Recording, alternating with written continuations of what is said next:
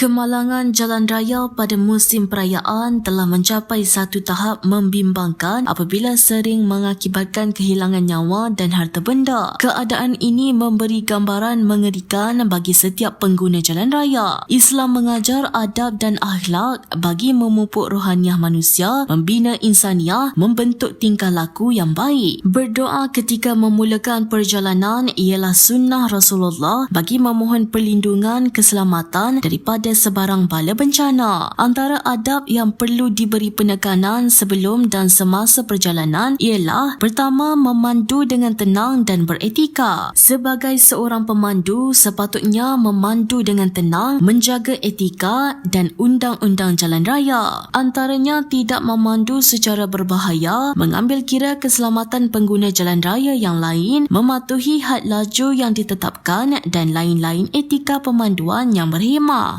Sebagai seorang Muslim, kita sewajarnya mengikut sifat ibad Ar-Rahman. Firman Allah, dan hamba-hamba Allah Ar-Rahman yang Maha Pengasih itu ialah mereka yang berjalan di muka dengan rendah hati. Surah Al-Furqan ayat 63. Mereka berjalan dengan penuh sopan santun, tidak berlagak atau bangga diri. Mereka juga menjaga akhlak ketika berada di jalanan dan menjauhi sifat biadab. Kedua, mengelakkan sesuatu yang membahayakan diri sendiri dan orang lain. Menjaga diri daripada melakukan sesuatu yang membahayakan diri sendiri dan orang lain adalah adab di jalan raya yang sangat penting. Rasulullah bersabda, jauhkan sesuatu yang boleh menyakiti dan memudaratkan di kawasan laluan perjalanan muslimin. Antara perkara yang menyakiti ialah beremosi ketika memandu, memotong barisan tanpa isyarat, mempamer isyarat lucah dan sebagainya. Baginda juga bersabda, sesiapa yang menyakiti al-azhar dan memudaratkan kaum muslimin di kawasan laluan perjalanan mereka, nescaya dia akan mendapatkan laknat Allah. Ketiga, mengambil langkah keselamatan untuk mengelakkan kemudaratan. Islam sebagai agama yang membawa rahmat sangat menuntut supaya umatnya menjaga keselamatan diri sendiri dan orang lain. Rasulullah bersabda, janganlah melakukan perkara yang membawa kemudaratan kepada diri sendiri dan yang memudaratkan orang lain. Riwayat Malik. Bahaya boleh berlaku tanpa diingini secara tiba-tiba. Bak kata peribahasa Melayu, malang tidak berbau. Justru antara langkah keselamatan yang perlu diberikan perhatian ialah pertama, memeriksa keadaan kenderaan yang akan dinaiki sebelum memulakan perjalanan. Kedua, menyediakan kelengkapan perjalanan yang sewajarnya, khususnya jika berlaku situasi kecemasan. Ketiga, mematuhi peraturan dan undang-undang jalan raya. Harus diingat, bukan hanya persediaan ini yang penting untuk menjaga keselamatan di jalan raya, doa dan zikir juga perlu dibaca sebelum dan semasa dalam perjalanan. Apa yang kita perlu lakukan ialah buatlah sesuatu yang memberikan kebaikan pada diri dan orang lain. Elakkan dari mementingkan diri ketika memandu. Semoga Aidilfitri kali ini memberi kebaikan kepada kita semua. Ingatlah yang tersayang.